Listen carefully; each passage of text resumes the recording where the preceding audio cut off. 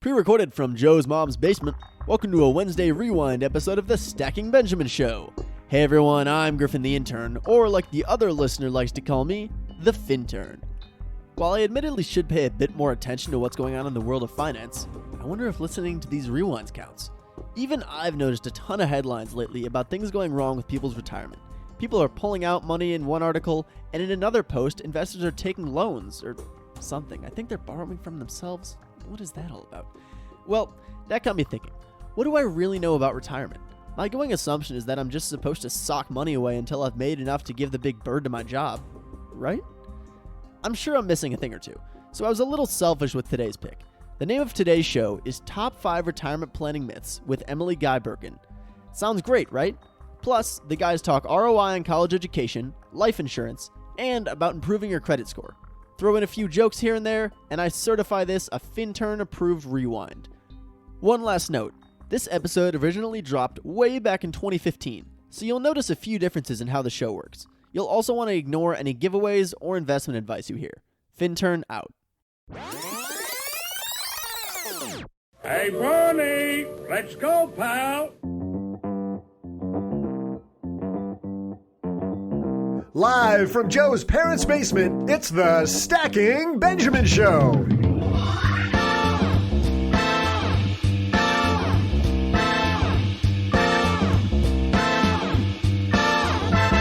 On today's wild and crazy Retirement Week episode, author of Choose Your Retirement, Emily Guy Birken. News on Smart Beta, my trivia segment, your letters, and more. Here they are, two guys who should have retired this podcast ages ago, Joe and O.G.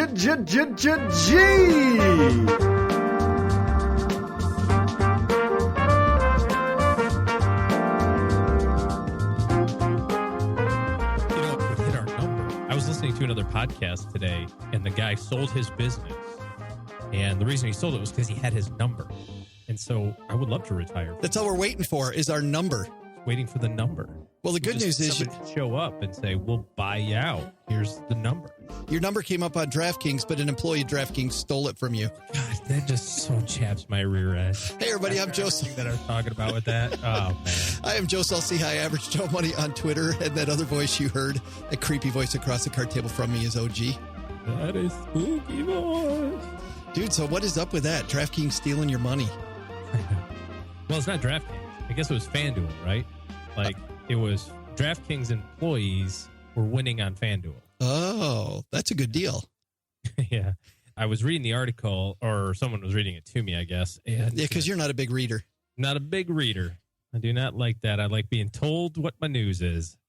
Turn on NBC, and they just tell me what happened and how I should feel about it. I'm a robot. I have no personal opinions in this matter whatsoever. But anyway, apparently over the last year, 0.5% of all of the payouts on FanDuel have gone to DraftKings employees. And they've paid out something like $2 billion. That's a remarkably large percentage. 10 mil. Yeah. I have yet to figure out how that would help them because it's still a quasi game of chance, but I don't know. I don't know, unless they're, manipulating some numbers in the back room, right? But we are not. Who doesn't do that? Well, we're doing it with this episode, dude, because we got Emily Guy Birken. We had to manipulate a lot of stuff to get her on the show, dude. She wrote the book, Choose Your Retirement. It's like, you like those choose your own adventure books when you were a kid? When I was a child, yes. Absolutely. Well, she's going to teach people. Like a child. I walk like a child. Oh, you really do. And, she is bringing a top 5 today to the show that doesn't involve you having to do anything. How great is that? That's my kind of podcast. Hey, man, we got a great episode, so we got to move. Let's do this. Hello, darlings. And now it's time for your favorite part of the show, our Stacking Benjamin's headlines. Our first headline today, OG, is about this cool, sexy thing called Smart Beta. This is from Investment News, the leading information source for financial advisors, according to them, right? It sounds very self-congratulatory. A little pat on the back. Yes. Self-professed expert in. We are the leading source of information for small farm animals. We should put that as our tagline. This by Jeff Benjamin. Reports find understanding remains scanty of smart beta funds. Imagine that. And strategies used by advisors don't always match goals. says smart beta continues to gain traction among financial advisors, but 2 reports this week show that the overall universe of strategies that tweak traditional market capitalization weighted indexing, wow, that's a mouthful, is becoming a larger part of investment portfolios and making particular inroads with independent financial advisors. First of all, let's start with this. What the heck is smart beta, OG? What is this thing? And then we'll talk about what's going on here. So there's traditional index mutual funds or index funds, right? Vanguard fund or an iShares fund. And that's designed to cover a specific area of the market. So very simply put, you could say that you wanted a S&P 500 index fund. And the idea behind that is that it can be very low cost. I think Vanguard's lowest cost now is 0.07% in their annual expenses. And they own everything exactly the same as the S&P. So if you watch the S&P goes up, your money goes up. S&P goes down, your money goes down. And the idea behind it is that mutual fund managers don't often add value above what the index can do. And you're sometimes paying an extra cost in the form of an expense or a cost to the mutual fund manager to provide something of value that arguably he's not going to do on a regular basis, he or she on a regular basis. So index funds, that's what they're all about. Smart index funds are hilarious. I'm laughing because it basically takes everything that I just said and says, well, that's all right, but we still think we're smarter.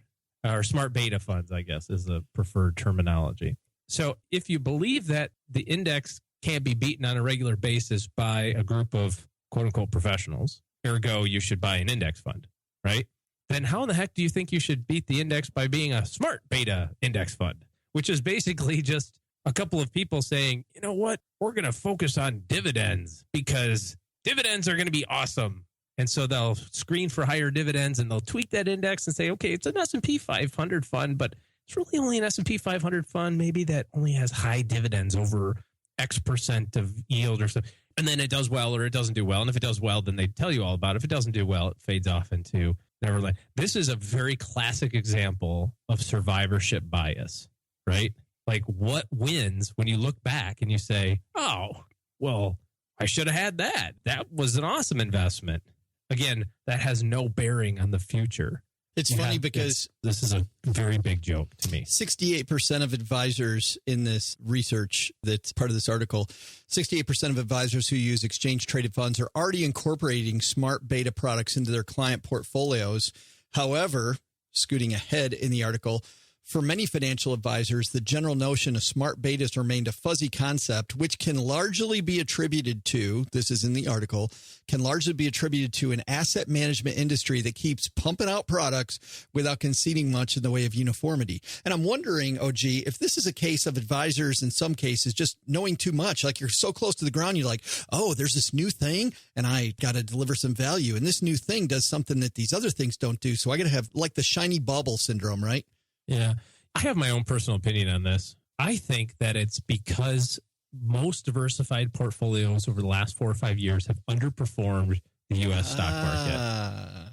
And clients are a little antsy about that. And advisors are starting to dance. They're starting to say, oh, wait, Joe. I know that last year you only got 6%. The S&P was up 14. I know. I got you a nice diversified portfolio, but that doesn't mean anything to you right now because you see 6 and then you see 14 and you're ticked off. But boy, let me tell you something. I got the new thing. Not the new thing. You got the new thing. Yeah. I bet you that has a lot to do with it. I really do. Because I see that in our business. I see clients come in and say, I get it. Diversification looks great. Tell me again why I should be happy with it.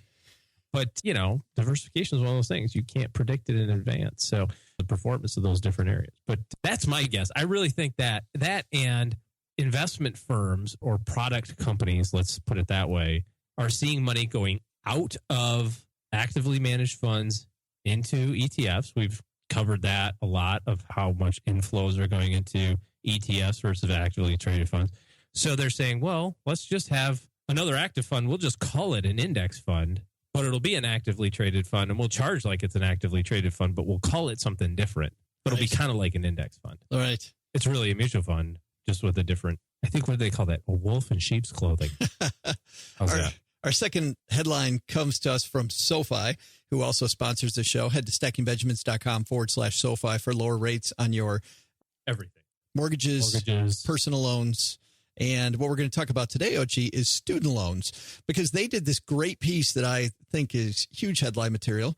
The return on education, an ROED, they call it, ROE degree, right? What's your return on education? So looking at this article, obviously some jobs pay better than others, but to cut to the chase, not all degrees are created equal. It says highest paying job of all, MD, DDS is second, dentist is number 2, DO, which is another type of doctor, is third. If you go into law, it's fourth. And if you have an MBA, it is fifth on their piece here. And I'll have a link to it in the show notes at stackingbenjamins.com. Undergraduate majors that have the biggest return on investment getting grad school, 58%. If you have a social sciences degree, that makes sense because a social sciences degree is a nice... a little bit of everything. Yeah, it's a liberal arts thing and you really need to be more focused. But you will see a 58% return on your investment if you get an advanced degree. Somebody in the humanities, 52%, and somebody in fine arts will see a 50% degree. So if you're going into those three, the funny thing is, I mean, you're going to start off with, I don't mean to insult people. I have an English degree, so I know how you feel, guys. You know, these degrees don't pay very much. Although you could never tell by your writing and speaking ability. Yeah, maybe have English degree. Undergrad majors that gain the least return on investment by getting an advanced degree. The most? Those were the most. So 58% higher for social sciences. So if you just got a BA, didn't pay much, 58% rise if you got a grad degree, 52% for humanities, 50% for fine arts. Oh, this isn't necessarily an increase on the cost of tuition or something like that. It's the increase compared to what your undergrad was compared to graduate earnings. Okay. Right. If you have a graduate degree, you can expect a pay increase of 58% over not having it. I see. Yeah. Those are the highest. Ones that had the least, these will be surprising. Mathematics was third least, 34%. If you can do math, apparently, with a BA, getting a master's. They start higher, though, right? I mean, math undergrad degrees are a little higher off the gate. That's right. And business, 28% raise if you get a graduate degree, if you go for your MBA.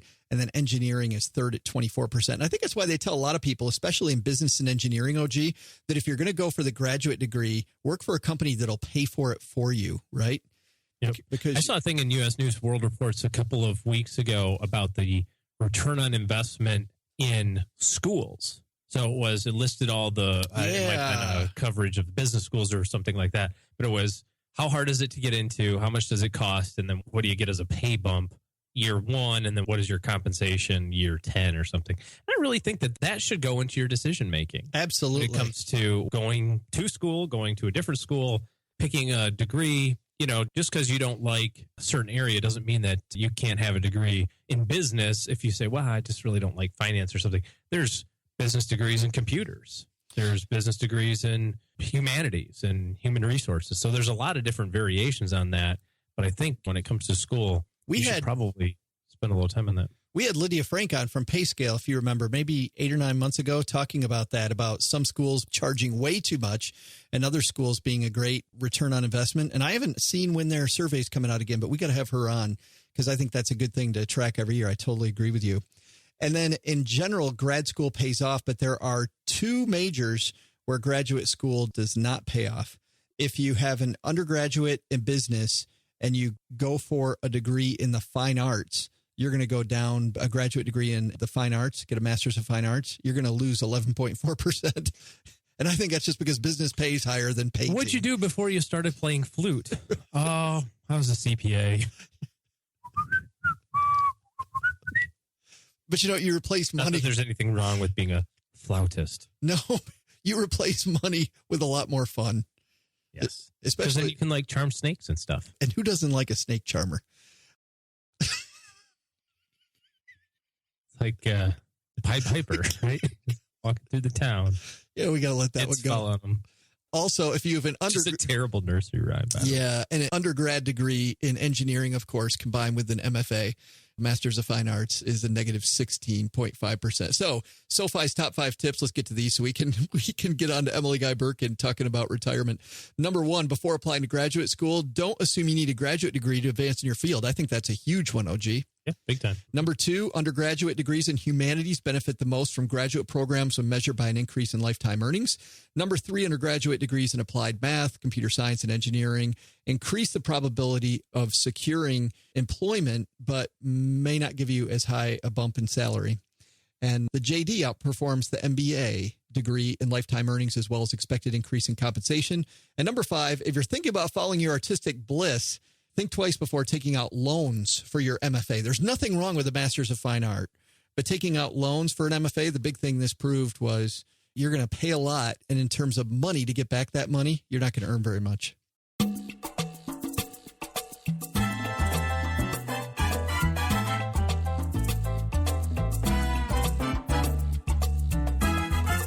Choose your own adventure is one thing. Choosing your own retirement, that's a big fat adventure, OG. I would love the idea to choose my own retirement. Isn't that I fantastic? choose not to retire right now. That's funny that you say that because this idea of retirement has changed dramatically, isn't it? Especially since I even began practicing. I mean, especially in Detroit, it was a 30 and out atmosphere when I first started. And now this idea of 30 what and out, what does that mean?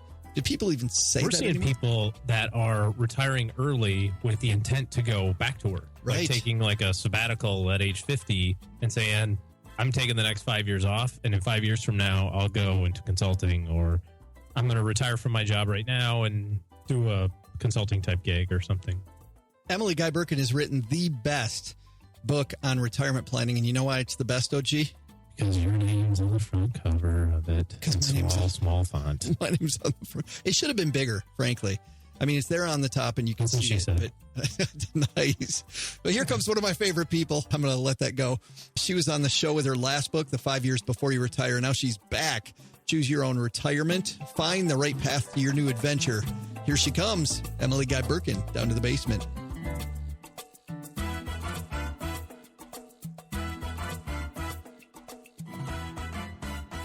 And Emily Guy Birken joins us in the basement. Welcome, man. Oh, thank you for having me. I'm very happy to be in the basement. You feel a little creepy just saying that? I'm happy to be in the basement. Yeah, it does sound like something a serial killer would say. Or that you'd say to a serial killer, oh, no, I'm happy to be here. Right. Then moments later, I promise we are not. You've been down here before. It's fine. I have, yes. Yes, and Mom's very nice to you because she loves your books. So let me ask you this before we get started, because we're having a rare top 5 without OG today, where you're going to be doing the top 5. Your book is called Choose Your Retirement, Find the Right Path to Your New Adventure. How is this, your last book was The 5 Years Before You Retire. How is this complementary to that book? Where does that book leave off and this book picks up? Well, the 5 years before you retire really focused on kind of the specifics of people who are already pretty much decided on the fact that they were going to be retiring in a few years, and that things were kind of heating up at that point.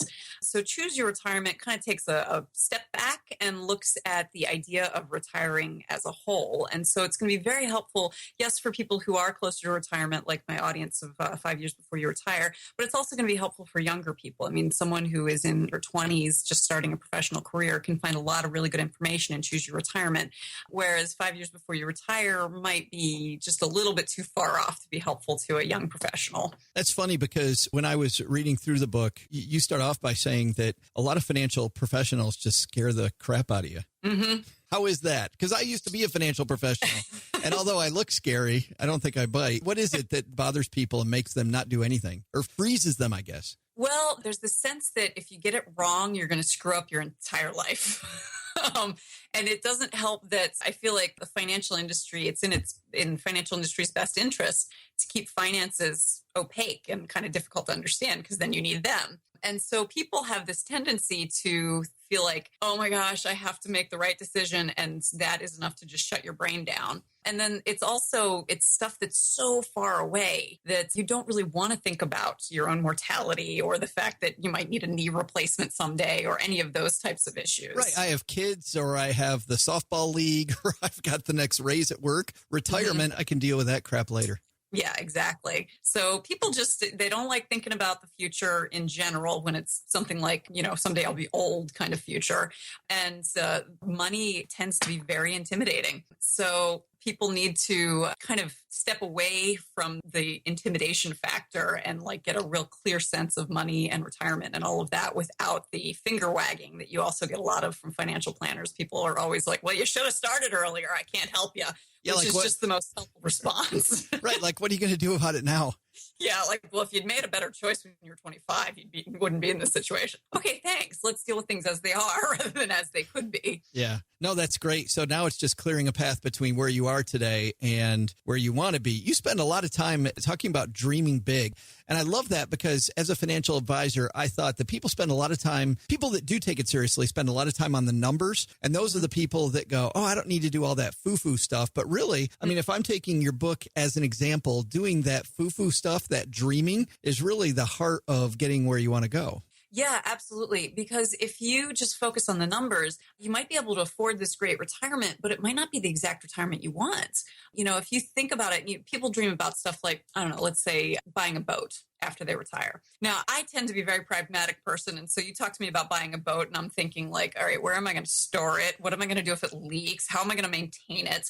And so, but that's how I'm wired. A lot of people, they're just thinking like, wind in my hair out on the ocean, it'll be wonderful, but not thinking about that pragmatic stuff. So if you spend the time to really think about, well, what is it that I love about the idea of a boat? Well, it's the idea of, getting out on the water. Well, could I get that without owning a boat myself? Sure. That'll actually cost a lot less. Let's go through just one little piece of the book. We'll let people buy the book to get the rest, but we'll give them we'll give them a little taste of it because I thought, people love our top 5 episodes. And when I saw that you have 8 retirement myths, I took what I thought were the top 5 and I thought maybe we should go through these. How does that sound? Sure. Absolutely. All right, let's do this. This is going to be fun. Number 5. The 5th biggest myth is that you need $1 million to retire. I feel like Austin Powers, $1 million. Exactly. So is it more or less than that, or is the answer it depends? Yes. Yes. There's 2 sides to this problem, this being the myth. On the one side, there's the Austin Powers problem. $1 million does not buy what you think it does. It might sound big, but it's not really a whole heck of a lot of money. And so for people who are at higher income, and they might think like, oh, I can hit $1 million and be good. And that's not necessarily going to cover what they want to do. The other side of the problem is the fact that 95% of American households do not have and will not have $1 million in assets. And so saying you need $1 million to retire makes retirement sound out of reach for the people who have much lower incomes. And it is possible to have a satisfying retirement with less than that. So the problem with $1 million is it's an arbitrary number. It's this nice big round number that you look at and you think, yeah, that sounds about right. But it all depends on your circumstances. Retirement has to be an individualized journey. Number 4. Number 4, you've got withdrawing 4% will maintain your principal. So you got this big retirement nest egg. Everybody's heard this. I think Peter Lynch was the first one at Fidelity, was the first one to say this. There was his 4% rule, right? If you withdraw 4%, your money will last your lifetime. Not true? Mm-hmm. That is not true necessarily.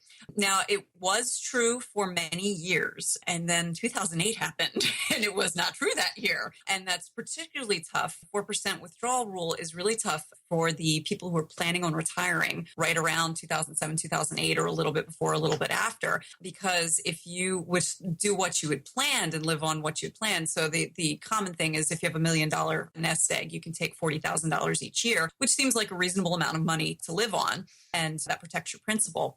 Say you had $1 million, you lost 35% of it in 2008. So you're down to $650,000. Taking $40,000 that year is really going to make things problematic. So rather than withdrawing 4% of your principal, I really advocate using the bucket method, where you have 3 separate income buckets based on the time frame that you're planning on using them. If the zombie apocalypse hits right when you retire and things tank, Could happen.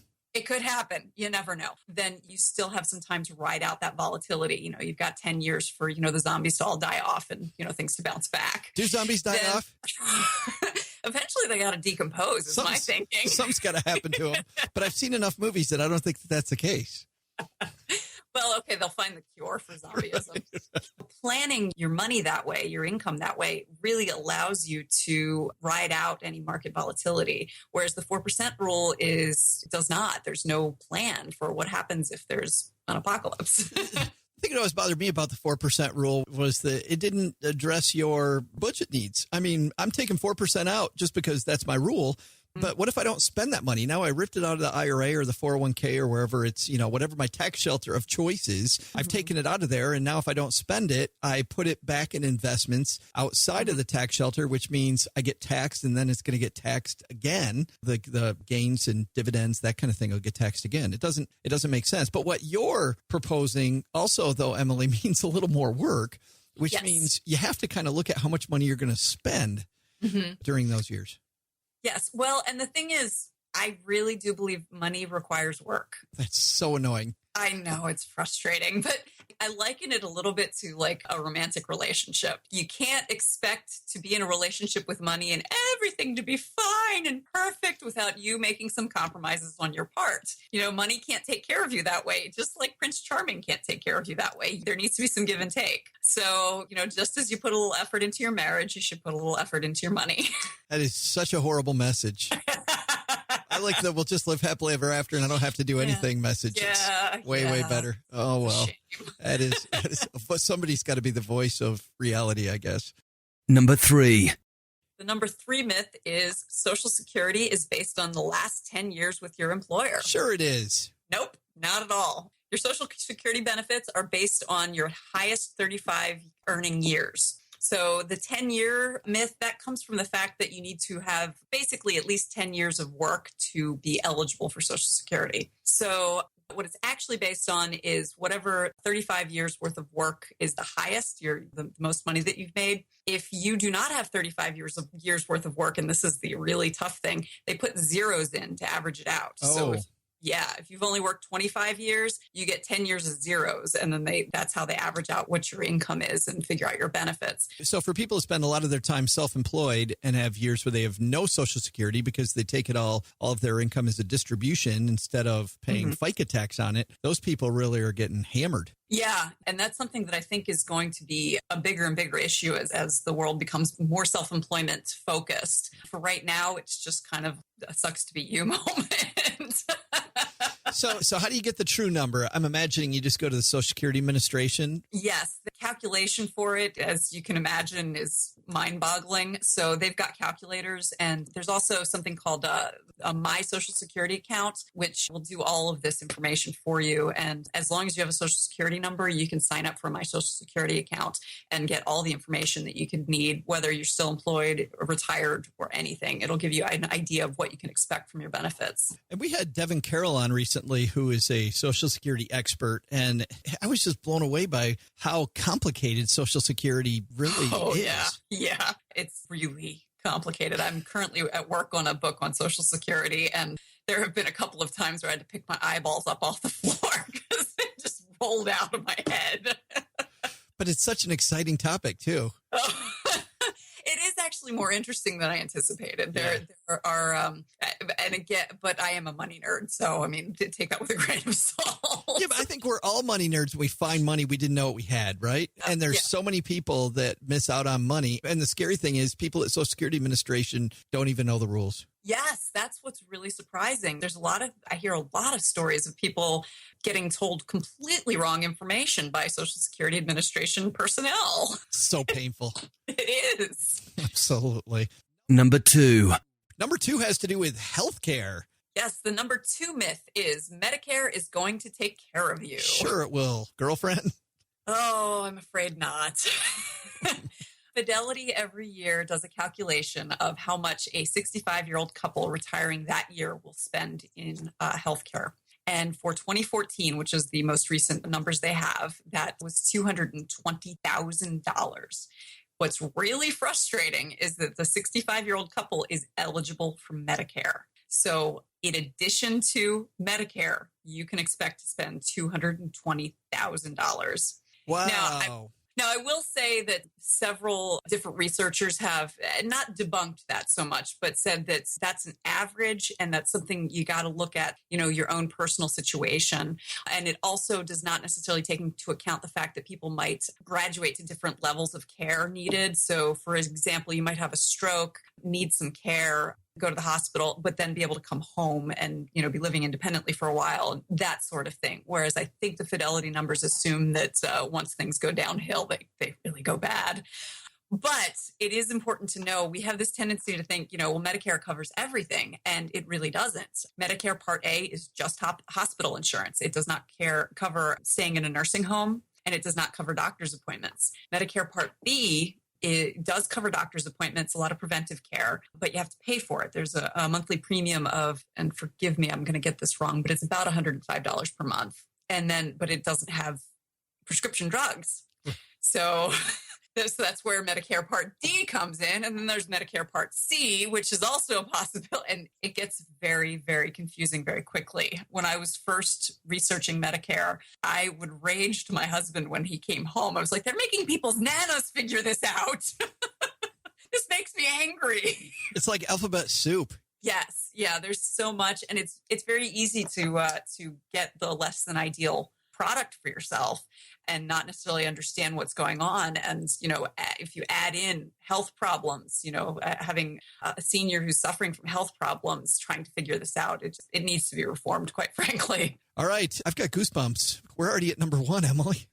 How exciting. Can you believe this? You ready? Oh, yes. All right, here we go. Number 1. The number one myth is you will need 80% of your salary in retirement. Now, for our listeners to know, Emily didn't list these in top 5. I did. And I'll tell you why I put this one as number 1 of all the myths that are in your book, because this crap I heard over and over and over, and I still hear it constantly. 80%. What's that all about? Well, the problem with 80% is that it is based on what your income is rather than what your spending is. So 80% of what your income is doesn't necessarily have anything to do with what your spending is. Zero. Yeah. So you could need actually 150% of your salary in retirement because of what you're planning on spending. Or if you just want to sit on your couch and eat Cheetos and watch daytime TV, you could need 13% of your salary. That's my dream, by the way. It's a good dream. It's you get to sit in your basement. So how great is that? Close the door, can't hear mom yelling, I'm good. Exactly. So it's just frustrating because people tout this as like a rule from handed down from on high, when it's just a rule of thumb that doesn't have anything to do with anything, really. Why would you assume that you can live on 80% of what your income is right now? Is that anything related to what your spending is? And so that's the important thing. And this is part of, where you got to take care of your money. You got to know how much you spend. I see this in 401k guides, like how to choose the right amount to put in your 401k. Well, take 80% of what you make now, and that's what your goal. No, what are you talking about? We've got big, huge organizations running 401ks. That reminds me of it's the jewelry companies that decided that 2 months' salary is how much a ring is worth. Right. That's scary. So the book's called Choose Your Retirement, Find the Right Path to Your New Adventure. And actually, let's talk a little bit about how this is, because I like the way that the book is outlined. The first part is clearing your path toward retirement, and really is about, well, it starts off with your money psychology, but it also is about demystifying your investments. What's part 1 all about? So I wanted to kind of take that intimidation out of money that we were talking about. And so the first thing you got to do is you got to know how you view money. Now, we tend to think of money as just dollars and cents. The economists talked about Homo economicus, who, makes these rational decisions. But if you've ever met anyone, that's not true. I was going to say that person doesn't live among us. Yeah. Yes. Yeah. So you've got to, and not everyone has the same money hangups and money issues and money thinking and all of that. So it's important to figure out where you're coming from with money and what are the things that are going to trip you up? What are the things that you're going to be good at? So that was the first part. Then I also wanted to kind of look at the psychology of investing, because again, investing at its base is simple. The problem is a lot of people throw a lot of noise in there. Again, it's the financial industry. It's in its best interest to make investing kind of complicated and scary. And it's even also financial media, by the way, because financial media gets paid on commercials, CNBC, Fox Business, commercials. So if we can make it really complicated so we can fill up the 24-hour schedule, that's better for us. Exactly. Yeah. I was just thinking about even pop culture talking about investing. They make it sound like investing is about timing the market, but that's gambling, And so I wanted to give some ideas of what psychological problems people have when it comes to investing, how to overcome them, and how to get to that simple aspect of investing.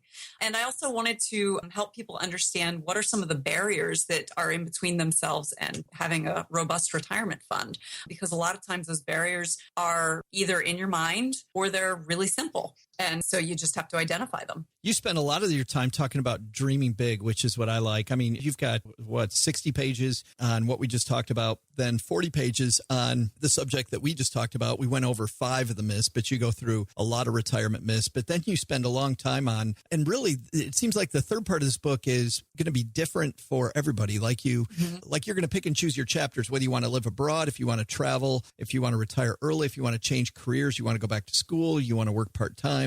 You're going to do different things. You're going to choose your own adventure. Yeah, exactly. Yes. So, I wanted to give some of the specific details that are missing from a lot of retirement books for the different types of retirement dreams out there, because everyone's retirement is going to be different because you're following what you want to do. And so I identified 10 different things that people might want from retirement, including, everything from moving closer to family to retiring abroad to retiring early and all of those that you mentioned.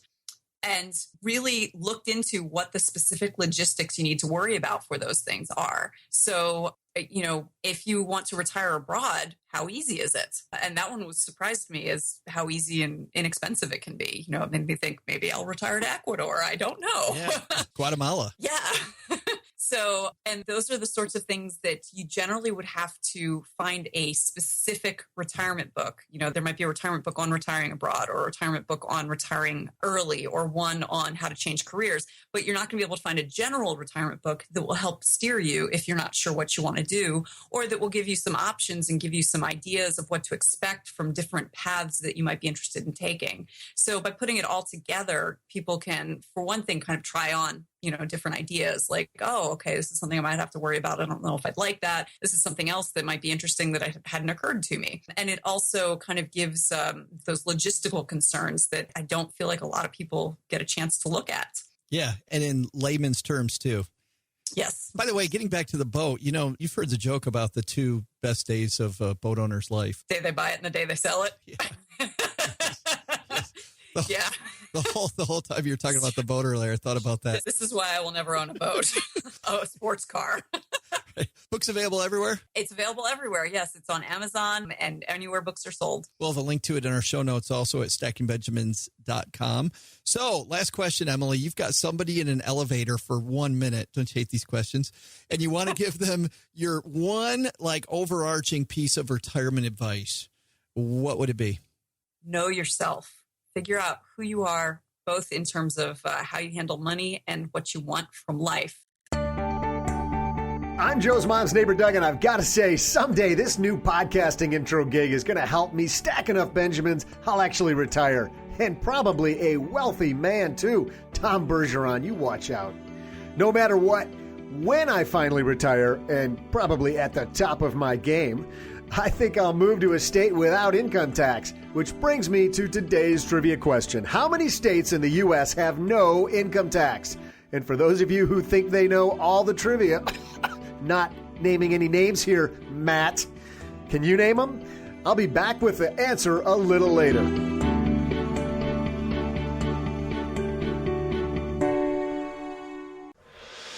Summer's here, and it's time to enjoy the season. That means it's time to feed your yard with Scott's. It's easy to help your lawn stand up to summer's wear and tear, to keep it lush and green and help prevent those brown spots. It's time to get outside and enjoy every day. And Scott's has got you covered, because even though this summer may feel different, the best things never change. So let's get to it. It's time to enjoy your yard. Scott's. It's good out here.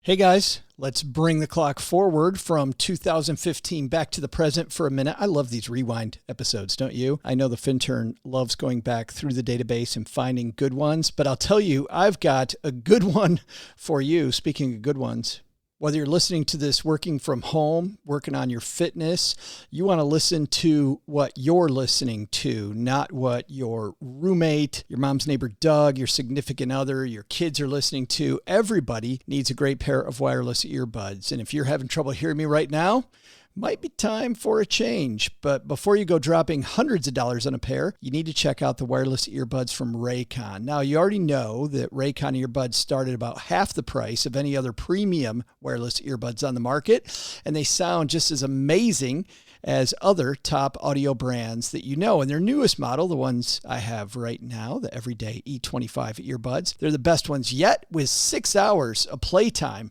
seamless Bluetooth pairing, more bass, and a more compact design that gives you a nice noise isolating fit. Raycon's wireless earbuds are so comfortable, perfect for conference calls or binging old episodes of the Stacking Benjamin Show. The game changer for me, easy. Not only do I like the fact that I can choose from one of many sizes that fit my ear, but also the cool little recharging pack makes it super easy to recharge on the fly. And now that I'm on the go a ton, recording this in fact from a hotel room in Jackson, Tennessee, being able to recharge quickly on the fly and keep my earbuds moving exactly what I want. 6 hours of playtime too, makes it great in the car. So you've heard me talk about the company was co-founded by Ray J. Celebrities like Snoop Dogg, Cardi B, OG are obsessed with Raycons. You can pick up a pair and see what the hype is all about. Now's the time to get the latest and greatest from Raycon. You'll get 15% off your order at buyraycon.com/SB just because you're a stacker. That's buyraycon.com/SB for 15% off Raycon wireless earbuds. Buyraycon.com/SB. When you do it, hit me up and tell me what you like best about your new Raycon earbuds. Hey, trivia nerds, I think I'm going to break my brain here trying to stump the smarty pantses in the group. Here was today's trivia question. How many states in the United States have no income tax? The answer is 7. And here they are, in alphabetical order for those of you with OCD. Alaska, Florida, Nevada, South Dakota, Texas, Washington, and Wyoming. If those aren't enough, and to avoid the onslaught of letters later, I'll also mention that New Hampshire and Tennessee only tax dividends and interest. Bam! Dropping the mic. Now I'm going to go have to cross-reference this list with another one I have bookmarked, the 12 states with the most eligible bachelorettes over 50, and see which of those states are on both lists. No taxes and more hot, sweet babes? Sign me up. Thanks a ton to Emily Guy Birken for stopping by the basement. Oh, gee, it's funny. I know you had to go up and brush your teeth and couldn't be down there during the top 5, but I think it's interesting that Emily Guy Birken also talks about the bucket strategy and about how that's a strategy that when she talked to lots of professionals, that's what they used. The old bucket strategy. Yeah. So what I love is that I think we have, heavyweight people on Mondays and Wednesdays show, and they disagree as the path that we need to follow in the future, right? Right. What's the path that we follow? But those are very both educated ways to get at it. Much better than the I'm going to wait for my number or I'm going to wait for the DraftKings people to give me my money. So either one of those. We got some letters here. Doug brought down the mail, and Erica wrote us a note on the Stacking Benjamin's website. On the show notes for when we talked, OG, on the short stack about recasting your mortgage. And if you didn't hear that episode, we'll have a link in the show notes. But Erica says, we chose to mortgage our home with a local bank that offered recasting. We were interested in this as we purchased a home prior to selling our last home. We were able to take the equity from the sale of home A and used it to recast their mortgage on home B. So what they did, OG, was they got a mortgage for a big amount of money. And because they had a lot of money they could put toward that mortgage for a fee of just $250, they were able to then just keep the mortgage going as is, just with lower payments. Love it. Much, much better than a full refi. Some individuals use a bridge loan for this type of process, Erica said, considering those have closing costs. Recasting was advantageous. So great to hear that David Rubenstein's strategy worked for a listener. That's really cool. Our second note comes to us from Lee, and this was a direct message to us on our Stacking Benjamins Facebook page, facebook.com/iStackBenjamins. Lee says his girlfriend and he have been having trouble with her getting some credit, OG, due to her low credit score. They're both 20 years old, so they're just starting out building credit. While he has about a 720 credit score, she's around a 630. He was wondering what way they could build her credit up for the future. They live in Michigan, and in Michigan, it says their credit score has a big effect on your car insurance rates. Thank you, Lee. Thanks for the question, Lee, and for listening from my old stomping grounds back there in Michigan. Cool. I think that the biggest thing that you can do when it comes to your credit score is just be educated on what the factors that go into a credit score are, and then manipulate that data to your advantage. There's two huge ones. Yeah, two really big ones. The first one is payment history. So if you are paying a payment late, and I don't mean late like 10 days late, but at the 30-day mark, your credit cards, your mortgage, your car payment, those sorts of folks, they are going to report it as a 30-day late on your credit reports. And that has a really big impact on your credit score immediately. The weight of that falls off in 6-month increments over 2 years. So if you have a 30-day late payment today, 6 months from now, it becomes less impactful to your score. 12 months, 18, and 24 months, the impact to it virtually goes away. Still there, it's going to be there for 7 years, and credit card companies or people who lend money can still see that 2 years ago you were late on something, but it doesn't affect the score after a 2-year period. The other thing that goes into your credit score, another big one, is utilization. How much of your available credit are you using right now? And we see this a lot with younger people who have maybe a Macy's credit card or, just something real simple, a Capital One Visa card that they got when they were in college, and it has a $1,000 limit on it and a $900 balance. To a credit card company or to the credit score people, frankly, you're using 90% of your available credit. You are so overextended at that point that you look worse than somebody who has $50,000 of credit against a $100,000 limit. And you'd say, well, that doesn't make sense. And my total exposure is only $900. But from a score standpoint, they look at the percentage of utilization. So those two things are really the biggest factor to change your credit score. You can't go out and get credit to replace bad credit score stuff. So it's hard. You got a low score. You can't just say, well, I'll just get new stuff and that'll erase the old stuff, because you got to fix the low score first. A great place to get research on this and education on it is credit boards. It's a free message board website that you can find a ton of information on how to fix a credit report if it's broken, how to fix your credit score, fastest ways to improve, that sort of thing. Legal, of course. This isn't kind of... That's what I was going to say. That just as an aside, OG, the thing you want to stay away from are these people that have commercials telling you that they can fix your credit score. Yeah, now, statistically, a lot of people have errors in their credit reports. And if you think that the only reason that you have a low credit score is because of an error, you'd say, well, there's no way that I've never done anything bad. Right. Then there might be an error. You might have some identity theft issues or some things that are reporting incorrectly. You'll find, if you go to creditboards.com, you'll find the biggest thing that you can do is order your credit reports and go through them with a fine-tooth comb and find out if there are any errors. And what's cool is you can also get the free one, which everybody's entitled to, because the free one doesn't include the credit score, but you already know your credit score, so you're not worried about that.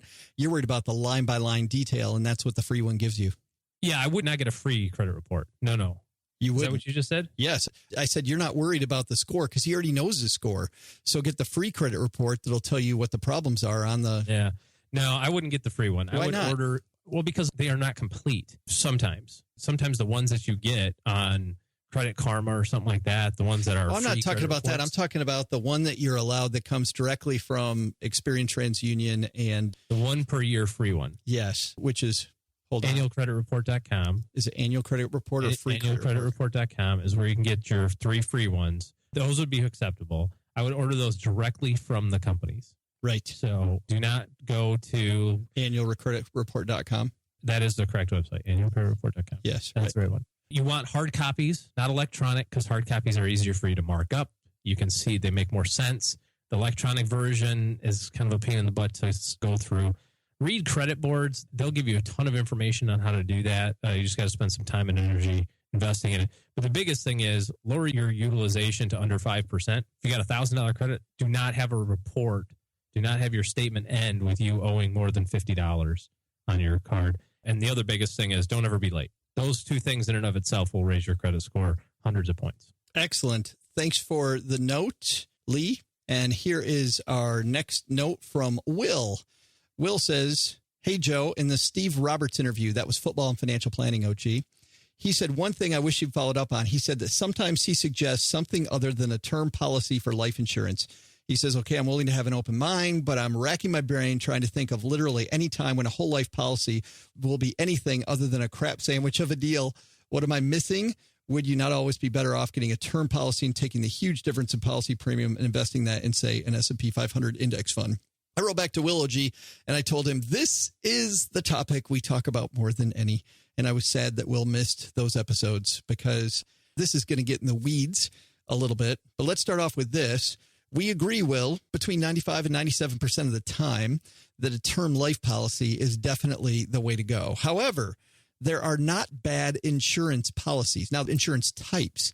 There may be bad insurance policies that have been put together poorly by companies, but whole life is not a bad type of insurance. Universal life is not a bad type of insurance. Variable universal life isn't a bad type of insurance. Variable second to die policies are not bad. There are bad salespeople using them in bad ways. So these policies were created for reasons, and the reason that most people get into trouble with those policies is they're using them for a reason that they're not intended for. As an example, you can't use a term life policy in place of a variable second to die and have anything happen except the wrong thing. Yeah, this is just like any financial tool. There's great uses for it, appropriate uses, and bad uses. Yeah. A 95-year-old widow does not need to have a 20-year private placement oil drilling investment. It's, oil drilling investments are great for the right people at the right time, at the right point in time in their life. That being said, insurance is one of those things that has been, for whatever reason, demonized by a couple of really high-profile financial, quote-unquote, professionals. Gurus. Yeah, gurus, probably more like. And so a lot of people just jump on the bandwagon. It's no different than politics. If all of a sudden your favorite politician says that insert thing here is bad, everybody says, well, someone who's said it's bad. It's fair to have an open mind. I would say that in most cases, buy term, invest the difference. Or the biggest downside to that is that insurance expires at some point in time. Well, and the other downside is, which is humorous, is that nobody invests the difference. And that doesn't mean... Well, yeah, we don't need to get in the behavior aspect of it because nobody ever does that in real practice. But I have met more broke professors telling me that you should invest the difference. Oh, really? How much have you invested? Well, yeah. 3 ways, and I don't want to get too in the weeds here. But number one, I talked about a variable second to die policy. It's a way to fight estate taxes. That's obviously going to be used with high income people and in estate planning, not high income, high net worth people, sorry. Well, it can also be used to have quite a gift. I mean, a second to die policy is very inexpensive from a cost standpoint. That's and you can leverage a lot of dollars for charitable purposes if that's your thing. People that had a lot of income coming in and needed places to stuff money. A low-cost variable universal life policy beats the pants off of an annuity as a tax shelter, is way, way, way better. Can do much of the same things, many of the same things that a annuity does, but can do it way more efficiently. You just have to know. It gets convoluted, guys. You just got to know how that works. And once again, how many people listening to this show does that apply to? Not many. But it doesn't mean a VUL policy is a bad product.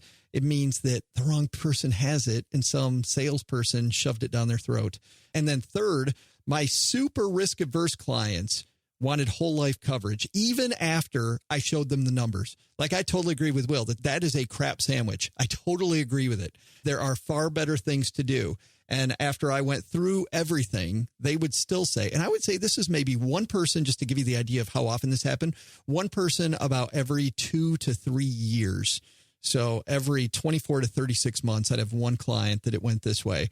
They didn't like the fact that 2% of term policies ever pay off. Hated that, right? Like you said, the policy's gone at some point.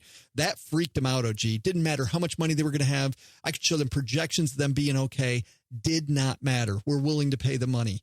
Even in those times, in those very, very few times with a super risk-averse client, we would use whole life because sleeping at night beat the pants off of not sleeping at all. So, and I know we're going to get letters. I know we're going to get letters about that letter. You said the whole life is good. What are you talking about, OG?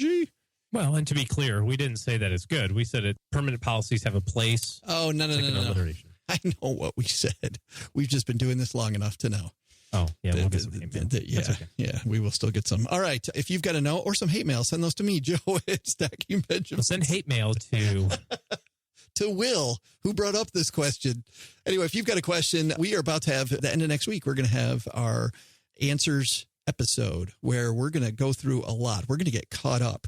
We're closing in. If you wrote us a letter after August 19th, we haven't gotten to it. If you wrote us a letter before August 19th and you haven't heard the answer, then I somehow missed it. So shoot me a note. But we're only about 2 months behind. That's it. But we're going to catch up quite a bit next Friday on the episode. No roundtable that day, just this.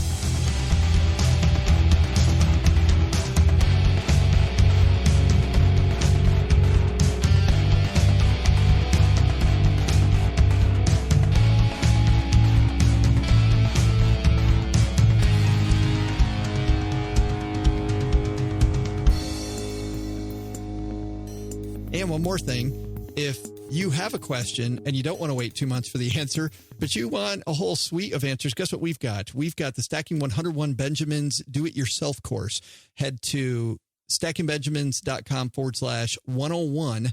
That's the number 101, stackingbenjamins.com/101.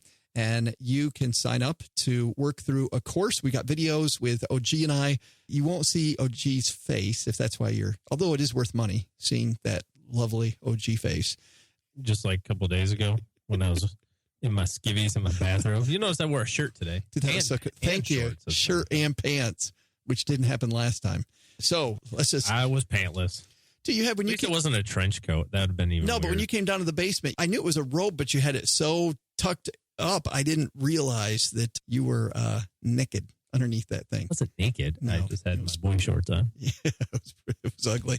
Anyway, we're really selling this course. stackingbenjamins.com/101 for more Go to details. it so you don't have to see. That's right. All right. Big lessons. I think my big lesson today when it comes to retirement planning, OG, that I'd like people to take home is in two parts. You know, Emily Guy Birken went through 5 of her top retirement myths that people have. These myths are all over the place, right? That 4% of your income is going to do it, or that, Social Security, like we talked about there, or whatever the myth might be. Lots of myths, and myths about life insurance too. So don't follow the myths. Take the time. It's not that much more time to do the actual homework. People spend more time planning Disney vacations than they do their entire retirement. If you don't want to do it, hire somebody to do it, right? Absolutely. Yeah. Amen. We are going to put a bow on this thing on Friday with the short stack. We've got CFP Brittany Castro coming down. Can I not get my big thing? Oh, I thought that was yours. I know I'm underwhelming most of the time, but on occasion I do have something. Wow. Bring it on, man. My number one thing, it's my favorite part, is that smart beta funds are a joke. And if your advisor says, I've got this new thing, you should ask 3 questions. Number 1, how long has it been around? How long have you been using it for your clients? And how much money do you have in it for your own portfolio? That's funny because it goes back to Bobby Monk's questions that people should ask their advisor when he was on last week talking about the Wall Street lie, right? That's fantastic. Good stuff. All right. As I was saying, let's put a big bow on this baby on Friday with a short stack. CFP Brittany Castro coming down to the basement, and also frequent contributor Barbara Friedberg. Barbara has a brand new podcast, Young and Oldish Money. She and Bobby Lee talking together about money. Cool. Yeah. Bobby's a millennial. Barbara is not a millennial. And the two of them talk finance. So we'll have them on along with crazy man Greg McFarland on Friday. Stacking more Benjamins and more retirement planning discussions. We'll see everybody then.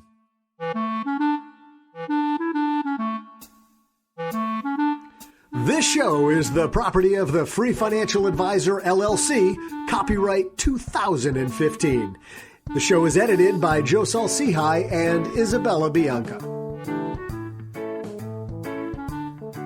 Special thanks to author Emily Guy Birken for appearing on today's show. You'll find her book and more from our awesome guests at stackingbenjamins.com/store.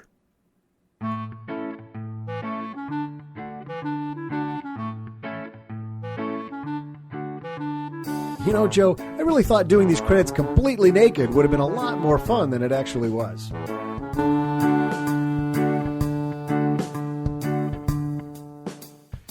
The people responsible for this show have been sacked.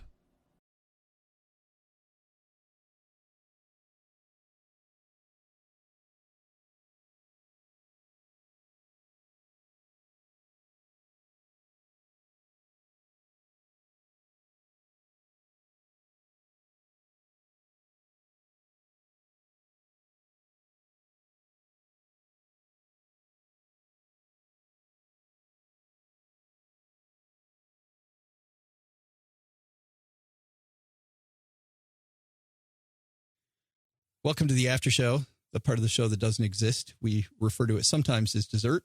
But even if you talk about dessert out in the open, which what happens in the after show should stay in the after show. But if you talk about it, we will deny. We know nothing about this part of the show. But we have not done this in a long, long time. We have some people, and it's mostly listeners that have been around for a long time, that use our Amazon link, stackingbenjamins.com/Amazon, when they purchase stuff through Amazon. And what's cool if you use that link is that you get the same Amazon prices, but a little bit as a thank you comes back and helps the show. So a feature we used to have a lot that we didn't have all summer long just because we were so busy was the craziest thing and the most expensive things people purchased on Amazon. And we have noticed that less people are buying stuff on Amazon because we don't talk about it anymore. So we're not bringing it up, by the way, because... Now that we're bringing it up. Yes. We are not bringing it up because of the fact that we want more people on Amazon. I mean, we do, don't get me wrong. But mainly because we're like, how can we stop doing that? Because it was hilarious. We'd find some funny stuff. So OG now is looking through the Amazon report. We don't get to see who bought stuff. So if you don't out yourself, we will not know who purchased it. However, every time we've reported on these, the person has outed themselves who did it. And so we got some new reports that Amazon gives us, so it's a little more difficult for us to see who's doing what at this point. And you might be asking yourself, by the way, while OG is pulling up these numbers, so what do we do with that money? This is our equipment fund, guys. So the next piece of equipment we're going to buy is a road gig, a road stuff, where we basically want to go to more conferences and take our stuff with us. Our friend Josh Sheets over at Radical Personal Finance does that. I take around my digital recorder, which is just a little thing in my pocket, but man, he sits down and has interviews with people. We're talking about going to a couple more conferences where we're going to do that in the future. And plus, there's some sad stuff going on. I have one relative who just passed away and another one who is sadly probably going to pass away in the next week. So I may spend quite a bit of time in Michigan here over the next couple weeks. But when I'm away, I'd like to be able to do this on the road to make sure that we get this stuff to you in a timely manner. You'll never believe how often the show is just in time. So anyway, that's our next piece of equipment that we'd use this money for if you use the stackingbenjamins.com/Amazon link. So that's that. I've got a list here of the most expensive things that were purchased. And this is usually most of the time technology related. Yep. Biggest thing was a computer. Something about a computer. And I'll say that listener Martin usually buys the computer stuff because a couple months in a row, he was the guy buying computer related stuff. So this was an actual computer, but maybe the same person. As a matter of fact, somebody bought a computer and then returned it. So thanks for that. Really appreciate getting our hopes up. Yeah, you could have left it there. Yeah, and who cares if it worked for you? It was money in our pocket. In our pocket, yeah. Taken away from. So the biggest thing was the computer at about $1,500. Wow. That's how much the computer costs, of course. And let me see if I can't find a couple of really, really interesting things. Lots of books. There's got to be some good books. Let's see. Somebody's studying for the SAT. Okay. Somebody's trying to learn how to use QuickBooks. All right. Okay. And a Bible. That's nice. Lego books. Ooh, Richest Man in Babylon. That's a good book. Maybe we do that top 5 books. We'll have to talk about Richest Man in Babylon. E-Myth. There's another great one. We'd love the E-Myth. How to grill with Weber's Way to Grill. Oh, that's making me hungry. You know what I just did? Speaking of grills, I just replaced a bunch of pieces of my gas grill. Like, you know, that's nice, isn't it? You have a Weber grill? I've got a charbroil grill. Yeah, okay. So it's similar. Yeah. It cost me $50 and I'm completely rehabbing my grill. Yeah, the whole thing is, yeah, I did that with ours after we moved. I took out all the lava rocks and all the burners and the little drip things and everything, and I just put all new stuff in there. Yeah. And much less expensive. Yeah, than buying a brand new one. Yeah, absolutely. Okay. Somebody spent $14 on salad dressing, Italian salad dressing. That's some good $14 salad dressing? It was like one of those packs. Oh, yeah. That's some good salad dressing, $14. Yeah. Bulk salad dressing. Does it say like salad dressing in big black letters on the pack? I didn't look at it yet. Let's see here. A lot of Kindle books, magazine subscription. Oh, here we go. Here's a music one. Billboard's greatest Christmas hits. Oh, it's getting to be that time of year. When you guys 1935 to 1954. Oh, cool. Did they even have Christmas back then? I'm not sure. I don't think we're going to find out who made that one. I'm not. That's a one-off person who bought, so like literally turned on their computer for the first time and figure out how to get to Amazon. I don't know when that fad Christmas started. When did that start? That's what I mean. That'll get us some. Somebody bought a whole boatload of ink. Holy crow. $380 worth of printer ink. Wow. Well, you know what? That's how they get you. They give away the printer for free. They totally do. Yeah. A bicycle? A Schwinn bicycle? Haven't you thought that every time you went to get ink? Seriously? This guy's the same person. Schwinn bicycle with a child mount seat. Or, okay. Good. Birthday present for the kid, right? No. Men's bike with a child seat on it.